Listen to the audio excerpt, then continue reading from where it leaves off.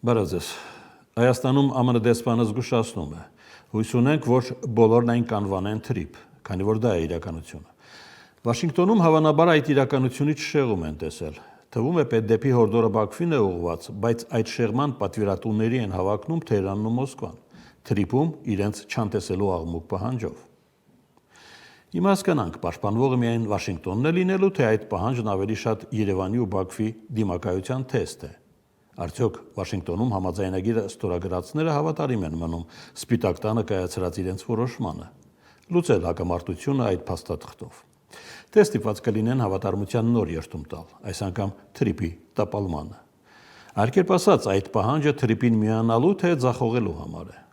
Եթե դա պարզեք, կպարզեք նաև ում իմունիտետն է կայուն, Երևանի թե Բաքվի։ Եթե դա էլ պարզեք, կհայտնաբերեք ի վերջո, ովքեր շատ էին մտահոգ մեր ապաշրջափակմամբ, նրանք էլ ժամանակին մասնակցել են շրջափակմանը։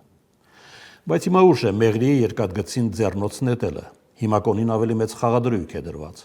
Հիմա Թրամփին Կովկասից հետ Վաշինգտոն ուղարկելն արդեն անցել է Ռուբիկոնը։ Մնացյալը կախված է ուկրաինական ճակատում ընդունվելիք որոշումից։ Պատերազմը կանգնում է, թե շարունակվում։ Մինչ այդ հազիվ թե Մոսկվան Իրանին միջուկային աջակցություն հայտնի, կարծես բավարարվում է հապկին միանալու առաջարկով։ Այնպես որ երբ փորձեք Իրանին հապկում պատկերացնել, հիշեք, հապկի անդամ է նաև Բելարուսը, որին Հայաստանում արդեն լավ են ճանաչում։ Հաջողություն։